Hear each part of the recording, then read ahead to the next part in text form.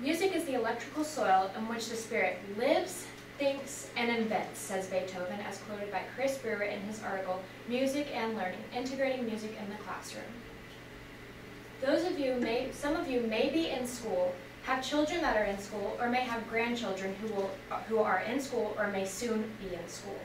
For the last 6 years, I have been in both choir and band, and for the last 3 months, I have been researching ways to improve learning. Today, I will provide you with statistics about the current learning situation. Then I will be giving you a simple solution to improving the learning, and then I will provide you with the benefits from that solution. The International Mathematics and Science Study, or TIMSS, is a study that provides information on learning in 4th, 8th, and 12th grade, as well as other grades, but they provide emphasis on those 3 grades. It is a study that is done in 41 countries, including industrialized countries in Europe. It includes the US, New Zealand, and other countries that have a higher literacy rate than the United States. It provides information for science and mathematics for just a couple of the grades, and it ranks them according to their scoring. It is considered authoritative and fair.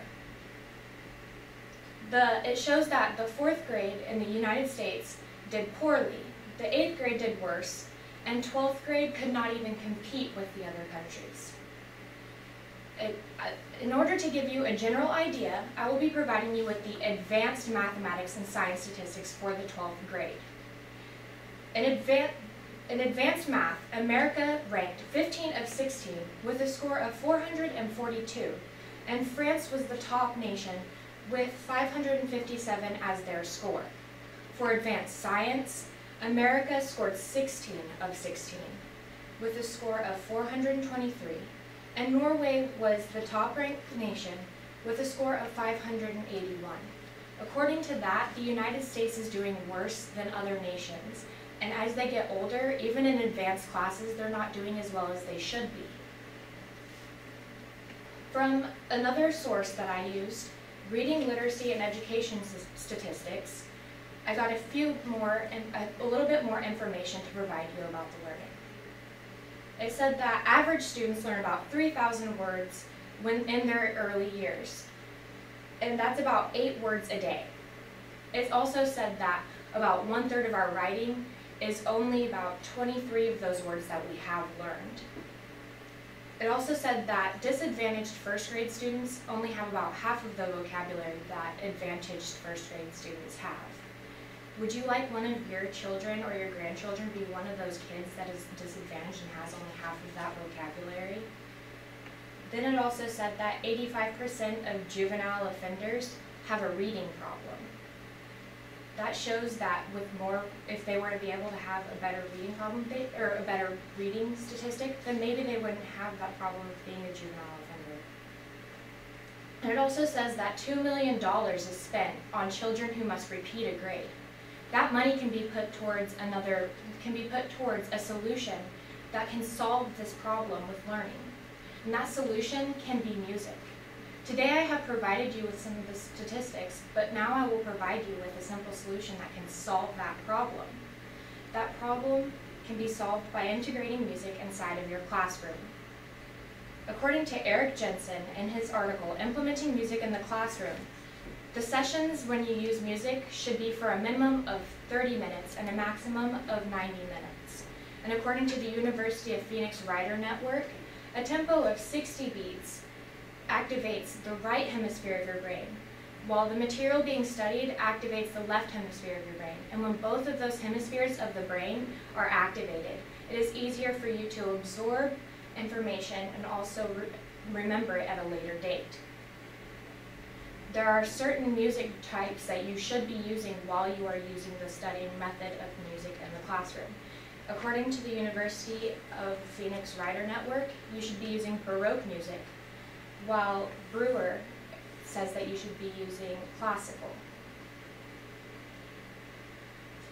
Now that I have given you my simple solution, I will provide you with some of the benefits of using that solution.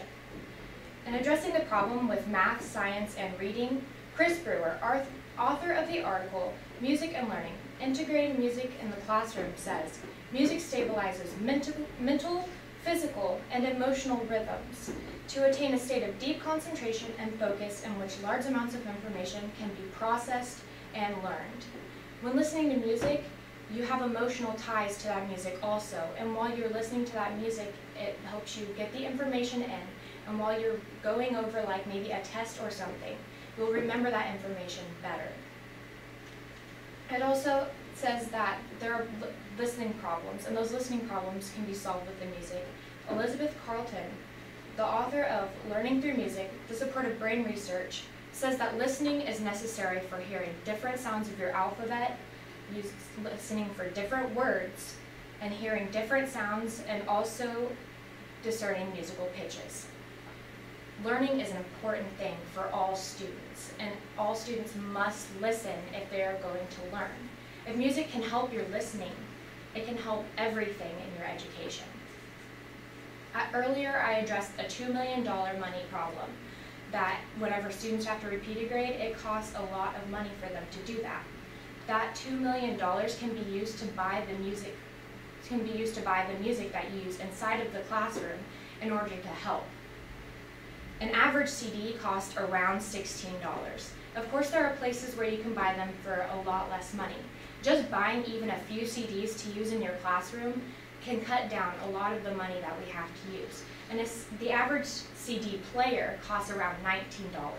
And of course, there are places where you can get that for a smaller amount of money also. Well, if you just have that music player and you treat it properly and you keep good care of it, and also those CDs, that is a lot less money. And you can use those CDs and that CD player year to year, as long as it is maintained.